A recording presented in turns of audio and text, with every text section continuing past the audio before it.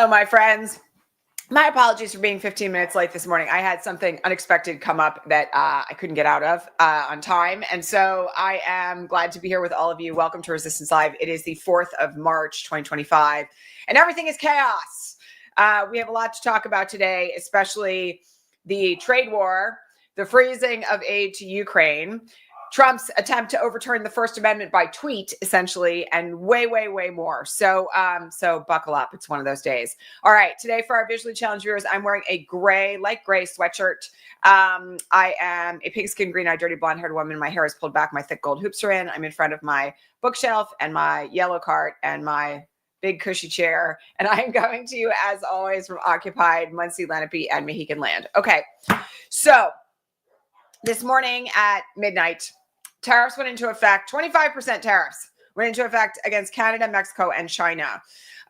This is having an instant and immediate effect on the markets. Nobody should be surprised by this. The Dow Jones is down by about 800 points right now in anticipation of what is now confirmed to be a trade war. Retaliatory tariffs have now been put into place by Canada and Mexico. And Justin Trudeau just got done making a speech about half an hour ago concerning this entire crazy situation. And, you know, one of the things that he pointed out, which I think is entirely legitimate, is that this is really dumb. Like, this is really, really dumb. This is essentially Donald Trump trying to leverage the Canadian economy into crashing so that he can, quote unquote, annex Canada as the 51st state. This has got to be like the least useful effort by Donald Trump in any form of international policy that we've ever seen. And Trudeau is right. You know, we are historically allies. There's literally no reason for him to be doing this. All this stuff, the Commerce Secretary apparently said earlier on today that the tariffs are about the drug war, not a trade war. Like, I know all that Canadian fentanyl coming across the border. Sorry. There's no fentanyl coming across the Canadian border, at least not by anyone other than U.S. citizens. So this is really, really stupid.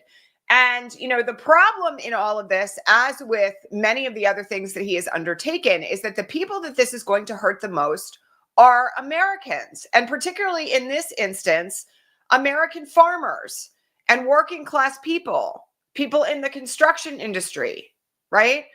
People who are working, in industries that rely on imports from Canada and Mexico. That includes, by the way, people working lines in places like automobile factories, people working on technology, right? All of this is really stupid. And, you know, I have no idea how long this is going to go on. I will tell you that I think part of this situation is what it always is with Trump, which is that he likes to create problems and watch everything implode and then swoop in and change his mind and act like he's the person who solved the problem that he created. So I would not be surprised at all to see something like that in short order.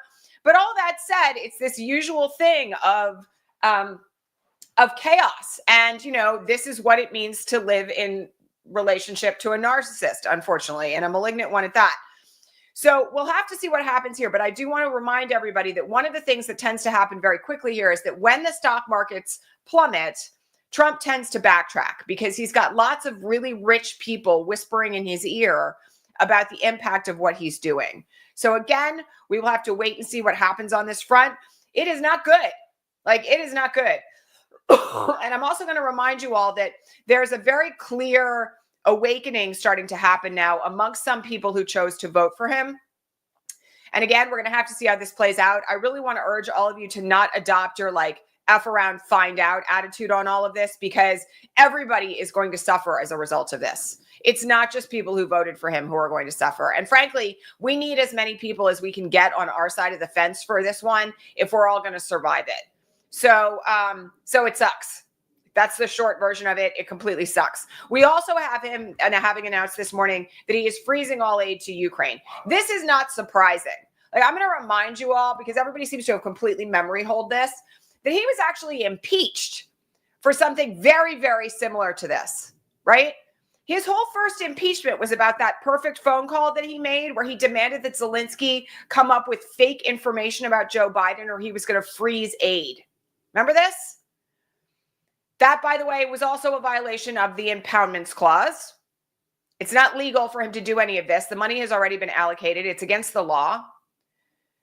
But we're in a situation here where clearly he hasn't had any repercussions because the Republicans wouldn't vote to remove him from office when he did this the first time and he was impeached. So here he is doing it again. And, you know, frankly, this whole thing of like, you didn't sign the minerals deal and you didn't say thank you enough, therefore I'm going to cut off aid and your people are going to die, is a really revolting form of extortion and blackmail. Now, as we talked about a lot on this broadcast already this week and late last week, we currently have this incredible realignment of international leaders happening as a result of what happened in the Oval Office last Friday afternoon. We know that, you know, even though Trudeau is now back in Ottawa, he was in London yesterday and over the weekend meeting with European officials about how to align to support Ukraine. All right. Now, after Trump announced that he was freezing aid, Zelensky came out with this statement. Now, there were a couple questions this morning about this on the Patreon feed. Reminder, you want to ask me questions, you can head on over there and become a paid subscriber for as little as $5 a month. That's less than 20 cents a broadcast. Essentially, he came out with this statement that said he was open to negotiating the end of the war and that what happened in the Oval Office was regrettable. And someone on the Patreon feed said, why would he say something like that? You know, first of all, it's not an apology because he has nothing to apologize for. Second of all, someone is clearly talking to Zelensky about how you manage a malignant narcissist, okay? Because it dances right up to the line of giving Trump what he's asked for without actually causing Zelensky to lose his dignity or lie, right? Saying it was regrettable is actually true. It was very regrettable, thanks to Trump and Vance. So I think what Zelensky is doing here is he's trying to find a way to make sure that more of his people don't get mass murdered and like are victimized by war crimes at the hands of Russian soldiers. Because if he doesn't have U.S. aid, including military aid, he's in a much weaker position. And I get exactly why he's doing what he's doing, frankly. You know, I just hope that at some point there's going to be some additional players at the table beyond Trump and Putin, so that this can actually come to a resolution that doesn't involve, you know, Russia invading Europe. So we have a ways to go here. You know, it's very important at this point that we, you know, continue to verbally and publicly support Ukraine. I expect, by the way, that at tonight's non-State of the Union address, you're going to see a lot of Ukrainian flags on our side of the fence. But nonetheless, it is very disturbing. And also it's now part of a pattern, right? One thing I want to make clear to everybody, because we spend a lot of time on this broadcast talking about psychopathology of leaders. You know, one thing to remember about Trump is that he's a sociopath, right? He's not just a malignant narcissist. He's a sociopath. And one of the things that means is that he's incapable of feeling empathy, right? And in fact, in some instances, we've seen very clear indications that he's sadistic on top of it, that he actually gets off on watching people suffer and die. And so in this instance, you know, he feels as though he was humiliated in the Oval Office, or that he wasn't appreciated enough, or that, you know, Zelensky didn't bow down and lick his feet.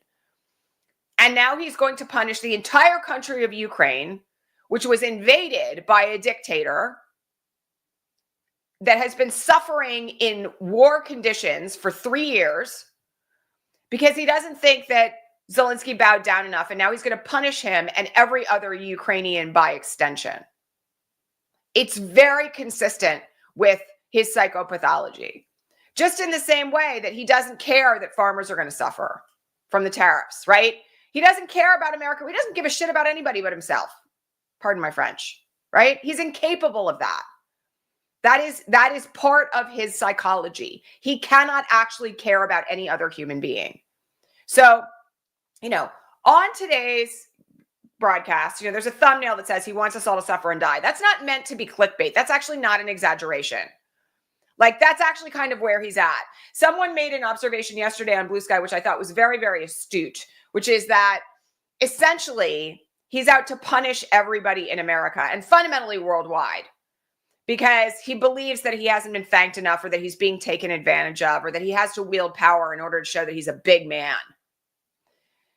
Part of his original narcissistic injury story now is the 2020 election and the fact that he lost, And the fact that he knows that he lost, even though he goes out every chance he gets, and even did it in the Oval with Zelensky, Hunter Biden's laptop, and blah blah blah blah blah blah blah blah. One of the things that he's doing, even if it's not overtly a part of what he's talking about, is he's punishing the country for not reelecting him, because the original narcissistic injury is so grave.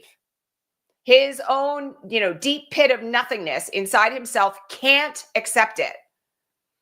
And so he does actually, it's like beyond that he doesn't care. He's punishing people. He's punishing people for not bowing down and giving him what he wants, which is essentially to be king. It's essentially nonstop fealty. And even that, by the way, would not be enough to satisfy him. So all of this through the standpoint of his psychopathology makes sense. And then you have to compound it with the fact that he's a white supremacist, that he hates women, right? That he hates anyone who is other. And you layer all this together, and that's how we get to where we are today. All right. So we have to talk about something else he did this morning beyond Ukraine, which again is really illegal. He doesn't have the authority to impound this money.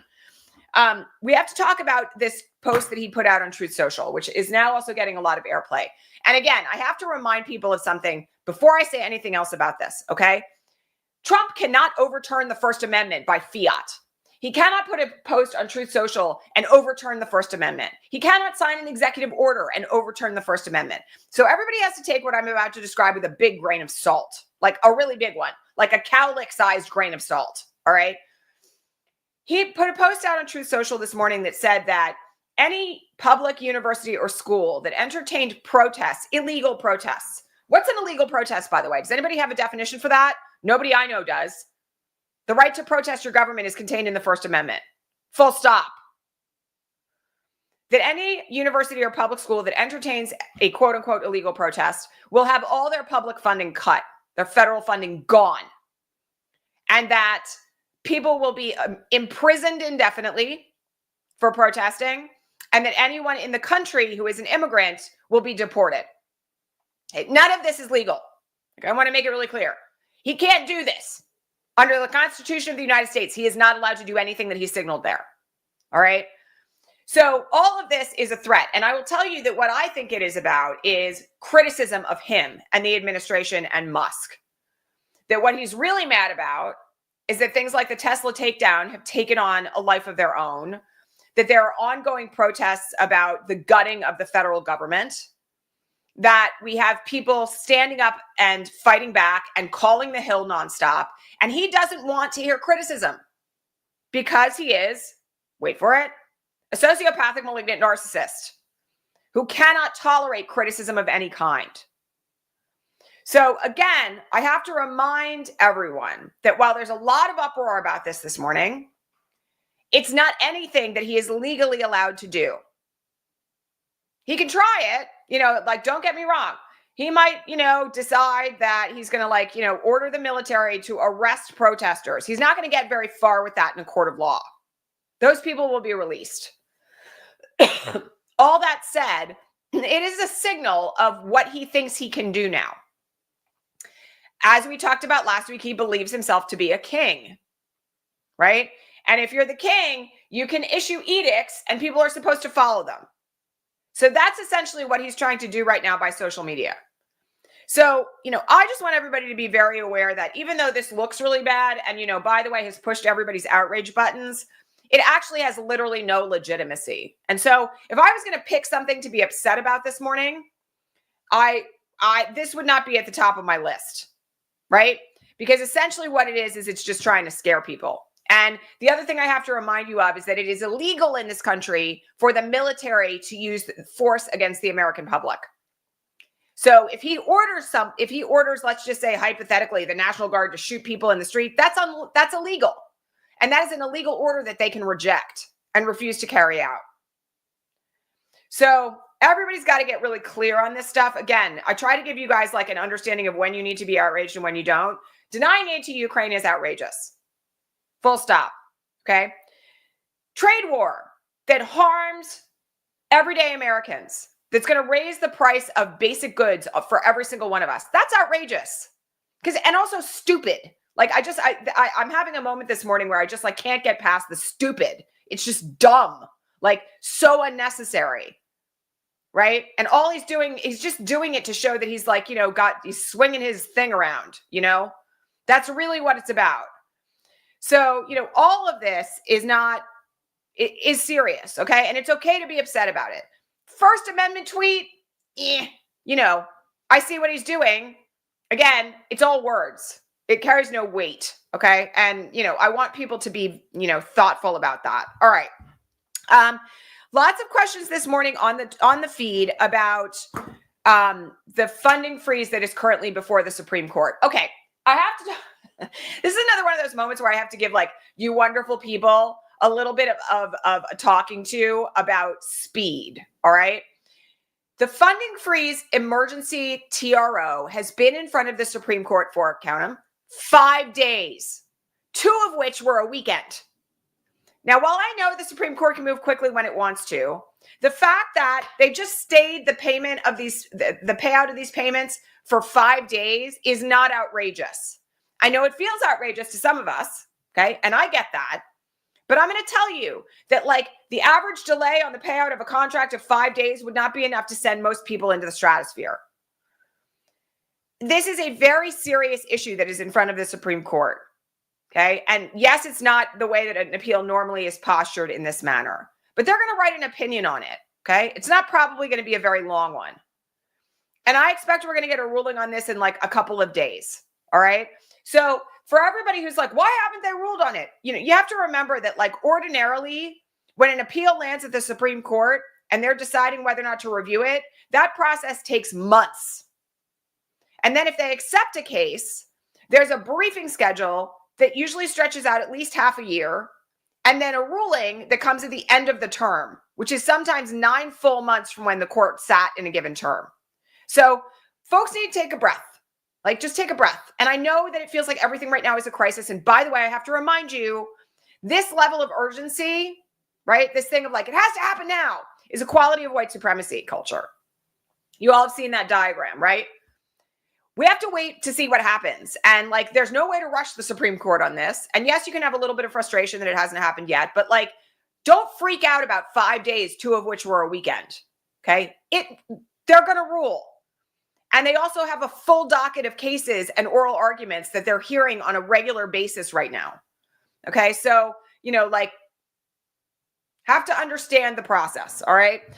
Social Security. So yesterday there was a report that came out from inside the Social Security Administration that essentially raised some very serious concerns about the fact that Elon Musk and his Nazi Youth Brigade messing around in the Social Security system has done some things that, if not addressed, could cause Social Security to fail anywhere in the range of 30 to 90 days. Now, I don't know where they're getting that number.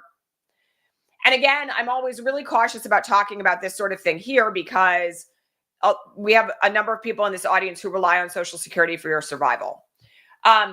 This is very far from ideal. And there's already litigation underway concerning the fact that Musk and Doge is inside the Social Security Administration to begin with. Okay. I have to remind everybody that there are no indications of legitimate fraud in Social Security. The most recent reporting says that actual fraud is somewhere less than 0.5%. So all these claims that they found all these dead people on the rolls, when, by the way, those are survivor benefits that people are entitled to when somebody dies, is not something that mandates them screwing around with this. All right.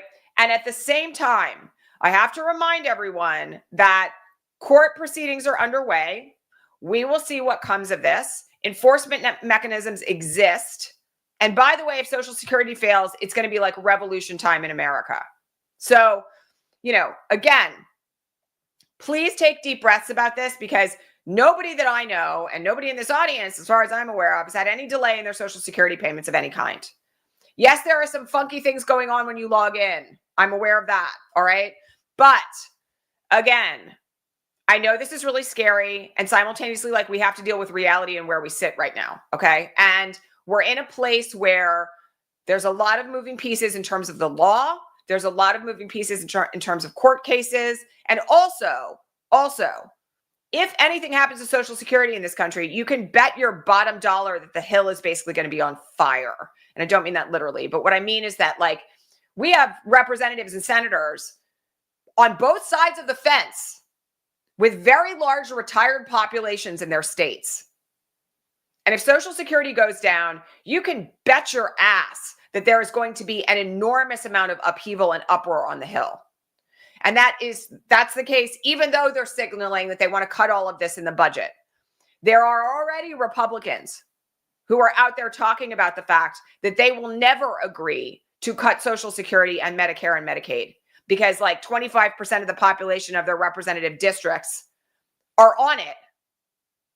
So the fact that they are threatening this, that they are signaling it, does not mean that it's actually going to come to pass. And I'm not saying that that's any consolation to those of you who are concerned about it. But again, we have to deal with like reality right now, like where we are. And where we are right now is that like everybody's still getting their money. Okay. I do want to remind everybody, because I've been saying this since November 6th, please get into mutual aid with people where you live. Like, again, this is really critical. Know who's doing mutual aid work in your own community. Make sure you are tapped into those networks. Because again, prices are going to go through the roof from these tariffs. People are going to need food, right? And that's even leaving aside the threat to things happening with Social Security. People are going to need each other. And it's really important right now that we're all networked because like we're it. This is one reason why I've been talking about dual power from like, you know, the importance of it literally for months now, right? That we have to build alternate support structures and safety nets while other things crumble, because that's the way that we survive. And I'm going to remind you, like, there are lots of communities that are really good at this, that make sure that elders don't go homeless and that elders have food, that make sure that like people who are needy in their own communities get food, right? Get medical care. We all need to get really good at this right now, like really, really good at it. Okay. Measles, another fun topic for today. So many of you know, because we've talked about it here before, that there's been this insane measles outbreak in West Texas where there are a lot of people who opted not to vaccinate their kids. Unfortunately, that has now resulted in the death of at least one child. Yesterday, in a shocking move, given his decades-long history, RFK Jr. came out as the Secretary of Health and Human Services and recommended that everyone vaccinate their children for measles. This, by the way, has caused an uproar in the Trumpian base, especially in the wellness community, because now they're saying they feel, quote unquote, betrayed by RFK Jr. because he's actually recommending that kids get shots so they don't die. Again, this is the reason why I am bringing this up today is because I feel like I have been saying nonstop on this broadcast over and over and over again that we have no idea how things are going to go. So this is your reminder. Okay, we now have a situation where a child has died from measles, and there's a measles outbreak in West Texas, heavily anti-vax area. And RFK Jr., anti-vax paragon, right, has now said, no, actually, you have to go vaccinate your kids. So this is your reminder, like public pressure and public circumstances really actually do have an impact. And we don't know at this point, right, how anything is going to play out even like a week from now. All right. And one of the things that I just want to remind people of here, by the way, is that this is another instance where people are waking up and realizing that they've been conned. And we're going to have a lot more of this to deal with in the coming weeks and months. All right. We've got to get really good at like figuring out how to talk to people in a way that isn't like, why were you so stupid? Right. But that is actually like, wow, it must be really painful for you to be afraid about whether or not your kid is going to live or die, right? I'm really glad you've made a decision now to vaccinate your child. And you want to hear a few other things about vaccines while we're here, because I'm happy to share them with you, right? We've got to get much better at talking about these things in a way that isn't like, F you, you voted for him. All right, that's going to be an ongoing topic here. Okay, budget shutdown. So we have some kind of curious developments on the budget shutdown this morning. Senator John Thune, who of course is now the majority leader, has said that he is not going to take up any bill out of the House in advance of the government shutdown deadline, which is kind of bizarre, right? Like I read that this morning and I was like, okay, so he's committing to a shutdown essentially. because of course there has to be reconciliation of the bills in order for a spending bill to pass. That means that like the House has to pass one, the Senate has to pass one, and then they have to get together and figure out how to make them work together so they're the same. I am not really sure what that predicts. I'll be really honest about it. I think that the Senate in the GOP is looking at some of the things that the House is trying to pull in this budget and saying like, no, thank you. No. Just in the same way, as I mentioned, we have these senators who are like, we're not cutting Medicaid. And I talked about this last week about how there are already really big differences in the budget that is being proposed in the Senate and the budget that is being proposed in the House. No cuts to Medicaid in the one in the Senate. Some cuts to SNAP, not anywhere near as severe as the ones that are being proposed in the House. And so we may very well be, floating's the wrong word, moving like a freight train in the direction of a full-blown government shutdown. And, you know, I just have to say something to all of you because I think it's really key. This is the Republicans' fault. And, you know, the messaging about this has to be really strong. And also the Democrats have to hold firm on this. More on that in a minute. They have to actually like refuse to pass any budget that does damage to the American people for the sake of making rich people even richer. Again, and also like blowing up the budget deficit, which is already extreme. So we're going to have to really hold the line. And that, by the way, does mean that in addition to all the suffering the government employees are going through right now, there's going to be more. And that sucks. But again, really important at this point that we understand the dynamics that are in play. And frankly, I would like to see the Democrats not sign off on anything that doesn't remove Elon Musk from any role in the federal government. So we'll have to see how that one plays out. Okay, good news today. Last thing that I want to talk about, because I always like to leave you guys with some good news, is that the trans sports ban failed yesterday in the Senate. This was really good news. The Democrats held it all together entirely. And in order to overcome cloture and bring it to a floor vote, there needed to be 60 votes to do it. And they did not have it. Not a single Democrat deviated on this one. And that meant that it didn't make it to the floor. So the trans sports ban on a nationwide level is dead. And that, by the way, is thanks to all of our phone calls across every demographic demanding that Democrats stand up for trans rights. And by the way, this is something that we're going to have to continue because there's a lot of like snippy little Democratic consultants out there right now thinking that like, you know, trans rights are the thing that we should sacrifice for the sake of getting moderate voters. The lack of logic in this is just like, it's beyond me. In any event, it was a huge win yesterday, and we've got to keep it up. Democrats have to stick together. Okay, we do have this pseudo-State of the Union tonight. I am going to be watching it and live threading it over on Blue Sky. I do want everybody to be aware that some Democrats have announced they are not attending. Others are going to be there, and you should expect this to be very rowdy. There are indications that, you know, like things are planned. And while some senators are not going, Patty Murray's not going, there's a few other people who have announced that they're not going. That's fine.